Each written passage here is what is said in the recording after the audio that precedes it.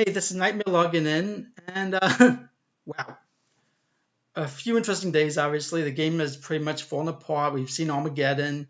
People are boycotting now, and well, just wow. I mean, that's what I gotta say. Now, you're gonna see a lot of videos explaining what people think about this, and I'm glad they're there. This is gonna be a little different because I'm actually was a tester at a top company, although not gaming related. So I have my own perspective of how things work and why things probably went wrong there. I mean, the first thing we got to talk about is what a bug is, because there's a little confusion here. Gambit was very blatantly a bug. I'm pretty sure no one planned that the second he bleeds, he dies. I mean, Gambit was never that weak in the comic books. I'm pretty sure that was never in the design to make him that weak now. Now, Diminished Returns, though, that is not a bug. They have said multiple times it's not a bug, and technically they're telling the truth. You see, it was always in the design, I'm sure, to have diminished returns. They've said it all along, flat rates, diminished returns, yada, yada, yada. That was always expected. What went wrong is that the design was probably very vague, and no one questioned it, which can happen very often. And also, one thing people don't realize is that, I don't know why this prevented it, but in these companies, people are often in a bubble. They assume that they know better, and not only do they know better, but they assume that everybody understands what they're doing. Many of these people are, especially in game companies, are geniuses, and they often aren't very good at understanding how people outside of their own circle think. And that's how a lot of screw-ups happen. I mean, that's why you're getting answers from Adora and Mike not understand where basically they weren't apologies. And I'll say right now that Adora and Mike shouldn't be taking any of this crap that they've taken. It's not their fault. Their job is to talk to the community. They get told what to say. If they ever told what they really thought, which is that this is crap, they'd be fired in a second. And I'm sure, like the rest of us, they don't want to be fired. They have jobs, they need money, they have families, etc., etc. So please be gentler on them and understand that it's not their fault this is happening. I mean, they don't deserve the crap they've gotten. So let's make that clear now. Now, I said for Gambit was a blame bug. Diminished returns was probably something that should have been a change request. They should have questioned it immediately because it was so vague. And because of the point where diminished returns happen. There's another thing that keeps on being mentioned, and that they did no play testing. I'll bet they did some play testing, but what happens is, I've seen this at my company and other companies when I used to work. What happens is playtesting will often have people who do it. So they'll have family, they'll have friends, people who they're aware of, and they'll send them in and have them play the game for a while. Maybe they'll tell them, okay, play this part just to make sure this works, or play this character to make sure this works. They'll have a list of things to do, but that's about it. And another thing is that their friends and families may not be strong players. There's no guarantee of that. So the reason we're seeing Realms of Legend being so ridiculous at this point is likely because none of them even were able to play Realms of Legends and probably wouldn't have known that something was wrong in the first place, even if they did look. That's why things got so much out of hand. Another thing that keeps on being said, oh, this is a cash grab. I'm not saying there was no cash grabbing here, but how do I put this? Kabam has done cash grabs just fine many times over. I mean, when you see, let's say, $30 for one 3-star, that's a cash grab. This was likely not a cash grab. You see, I'm going to say something that may not be popular, but happens to be truth. The flat rate and diminished returns were necessary. They aren't lying about that. I mean, maybe we'll have seen that you can have 100% shield and 100% parry. Now, 100% shield makes perfect sense, let's say, with Captain America, because he, carries a shield. That's kind of what you would expect of that character. I mean, but, how do I put this? Just because some characters have it doesn't mean all characters can have it. And what was happening is, as you would have masteries, as you would have 4-star and then 5-star characters, things could get a little out of hand.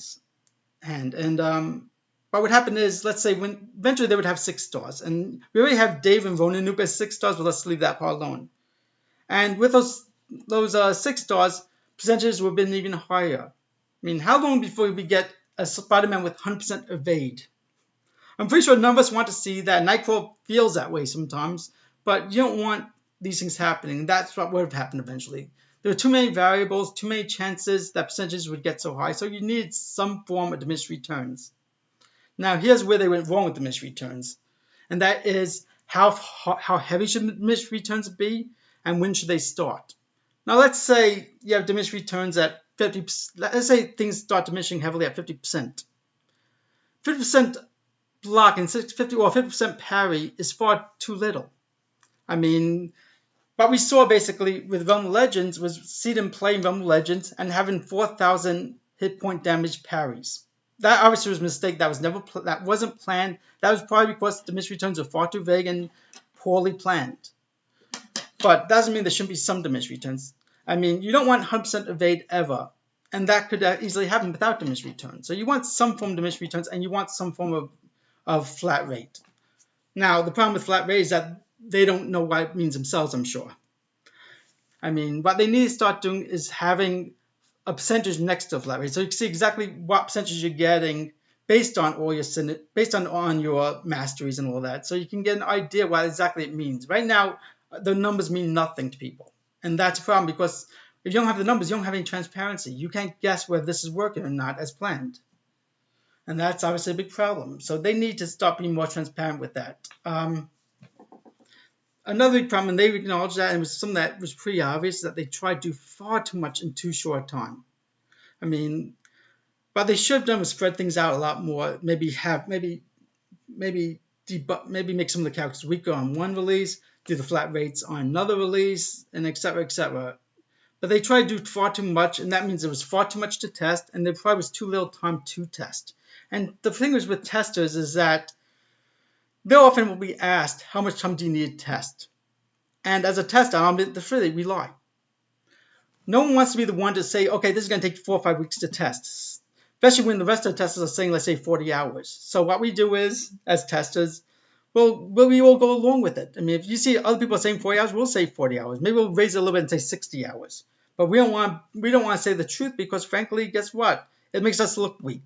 It makes it look like we can't do our job. So often we're put in a very high pressure situation. We really don't feel a choice. So what we do is we work ridiculous hours. I mean, I worked 78 hours at times. I worked once 26, 27 days in a row, including weekends.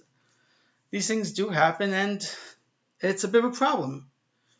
So I expect they were rushed heavily. And this is what happens when things are rushed. Instead, they said they should have spread out through a long time, through 6 months at least, if not longer. So if something went wrong, they could easily fix it a lot quicker. That didn't happen here. Now, the other problem, unfortunately, is that I said with the bubble, people. I'll leave that problem because I already said it. And now the question is, what do you do to fix it? Now that these results all happened. First thing is obviously do far less. This was a mess. They have to do far less, as I said, and hopefully they learned their lesson. And they've said they learned their lesson. And we should hold them to the fire if we ever see a release like this again, where far too much is being done, and we're not being given anywhere near enough notice to talk about it. So we should always hold out their feet to the fire.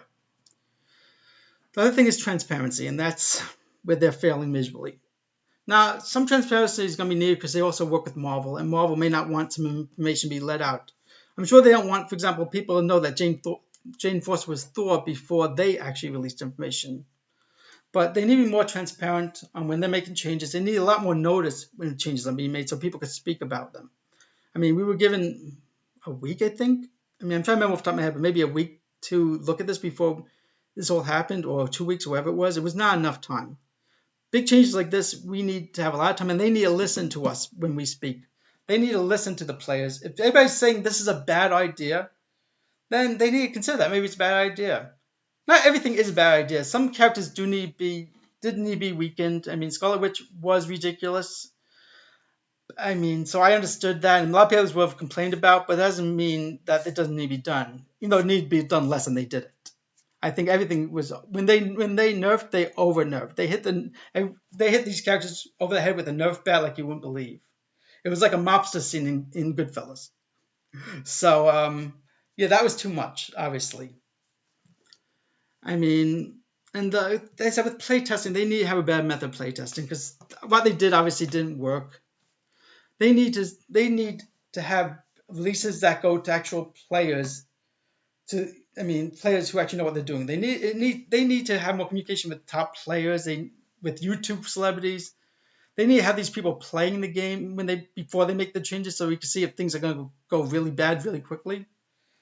But yeah, the way they play tested things this time, it was a disaster, and I think everybody kind of now realizes the disaster, and hopefully they learn the lesson and they'll never make at least these mistakes again.